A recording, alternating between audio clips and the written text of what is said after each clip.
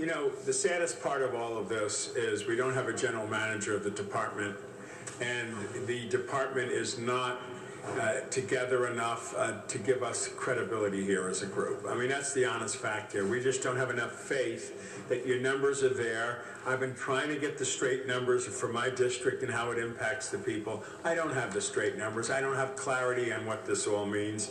So it's half-baked. It's unfortunate because timing is everything, and we know we need to move in a green direction, but we also know that we have limited funds as a people, and people are worried to death about their next bill. I have had more people in the last 2 weeks come up to me and say, Councilman, for God's sake, I can't take another hit. Is an assessment of all of the land and all of the assets owned by DWP. I want a guesstimation of the value of all of that land and the assets. I also want to get a guesstimation of what the sale price would be if we sold. It is an island surrounded by other energy producers. How much will we get? How many billions? Mr. Miller, what would you do if you had an extra $2 billion in the reserve right now? Would you be suggesting all of these draconian cuts and laying all these people off? With $2 billion in the reserve? No, sir. So I don't know what it is, but I got a feeling it's going to be billions. I'd like for you also to bring in the city attorney's office so that they could, number one, tell me if we were going to do that, what the process would be. And in the event that we were going to do that, could they negotiate in a sales contract that there would be no rate increases for 5 years or what have you, and then maybe for a while dictate what those increases could be? I think that to pick up billions of dollars of property and assets, other entities might be... Still, it says Department of Water and Power around the city seal.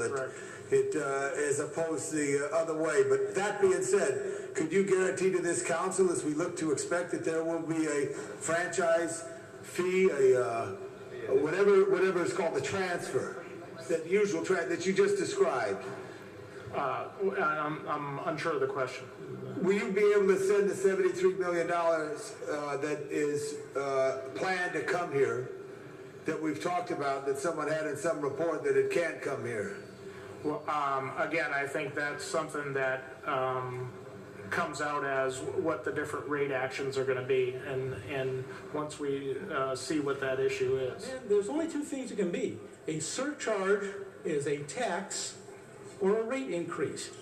So is it a rate increase or is this a tax? Because I don't think you want to go down that road. But tell me, is it a rate increase or is it a tax? The MOU pays the base rates indeed. Yeah.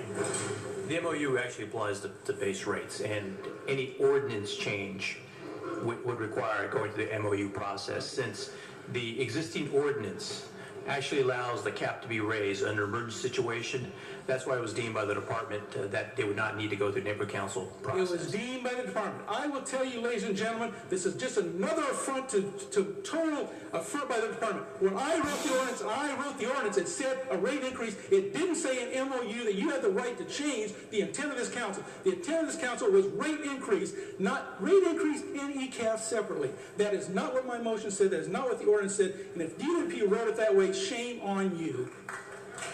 Thank you, Mr. Smith.